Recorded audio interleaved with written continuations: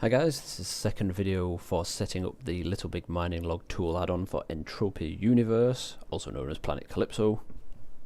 So all I'm going to do in this video is quickly go over the next stage of setup to prepare yourself for a mining run. I'm also going to do another video shortly after this where I actually do a mining run and show how to use the tool during said mining run. So first of all, you want to make sure that the tool is actually set up to your current position. As you can see by the navigator I've got open here and the map, I am absolutely nowhere near. So all I'm going to go ahead and do is press the P button, and with main chat login enabled, the tool has read my position and zoomed into exactly where I am. So quite handy that. Next thing you want to do is just move around a little bit, make sure auto tracking is on. As you can see, the circles moving around on the map. If yours isn't auto tracking, don't worry about it. There is a workaround if you can't get it set up for the time being, and that's just simply walk to where you want to mine, press the P key, drop a probe, and it'll work exactly the same. A little bit more hassle, but until you get it set up properly, that's a little workaround for you. Okay, so the first window I want to go through is the tools window, getting it set up. So you can see there's a radio and a cost in PEC.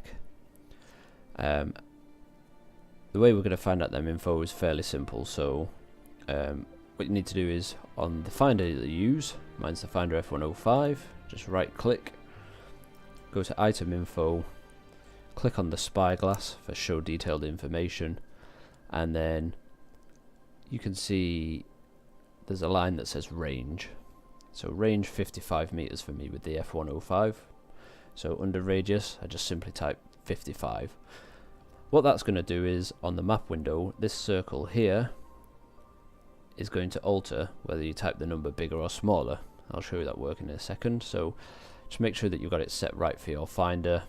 To be honest, the ranges of finders don't really change all that much in the game. If you look at the F101, 54 meters. But where it does really get affected is if you're going to go and mine at FOMA or Hell. The reason being, those are indoor mining.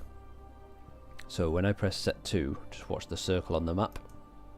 Yo, went down to half size. You see, indoor mining only searches half the radius. So this is why most people recommend, when you're beginning mining, start on the planet, because you get more bang for your buck. Okay, so that's the radius setup. So how do we work out cost PEC per drop? If it's not already filled in when you open up the tools window, which I think it is, you can see here I've got a 20 and a 10 stack setup of probes, and the way we know that is if you open your finder information again under prospecting, that's ores, it says probes per use 20. So if we right click on the 20 stack and item info, click on the show basic information button, it says 1 ped there. So 1 ped is 100 PEC. 101.501 takes into account the decay of the finder as well. I don't know if that number is exact for my finder because I haven't actually done a full mining run for a while, but what you could do is say do 100 drops and then work out the total decay of your finder, divide that by 100, and then that will give you the exact decay of your finder. So you could put a more accurate number in. I'm quite happy to leave mine at 101.5. The end matter one, 51.5, because when we go on to the information on the finder again, and we go down to surveyor, probes per use 10. Well, I mean, basic maths, half of 100's 50, but just to prove it, we've got 10 probes there. Item info, show basic, 0.5 ped, plus your 1.5 decay, 51.5. So that's your basic tools window setup. And what that is used for is it is going to feed information into this run menu. So using the run menu, all you're going to do is name yourself a run. As you can see, I've started one here called video run. You can name yours whatever you want, just use it for reference. Like you might use your first one as reference 1 and the next one reference 2, or you know, whatever you want to call it. It doesn't really matter. Hit the start button when you've typed a name in, and then this will happen with the window. It'll just sit there not doing a great deal. Once you start mining, however, those numbers will start populating, and you'll be able to take that information to see how good of a run you are doing. You will learn over time how to use that information. No one can tell you that this is good, that's bad. That's just going to be down to you as a person to work out, like, oh well, last time I came here it was good, last time I came here it was worse than that, so I must be doing really good. That will come in time, so sadly no one can tell you if your current run is good or bad. It's just going to be down to trial and error and you doing your own sort of research into it, really.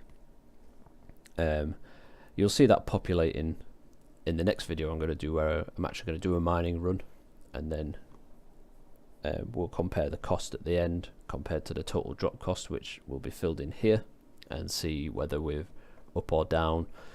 And then once we've done markups and sold stuff, we should hopefully be in the green after that. So those are the two main parts of the tool that you need to set up before you go for a run, if you actually want to use it to track properly rather than just going and dropping bombs. Those are accessed with the spanner and the run, the little running man. So spanner for tools, running man for run menu, fairly self-explanatory. And the very last thing I'm going to show you quickly, which will become more apparent in the next video, is this little window here, mininglog.com/maps.php. This is your ultimate tool that you're going to use for deciding where you are going to go and mine.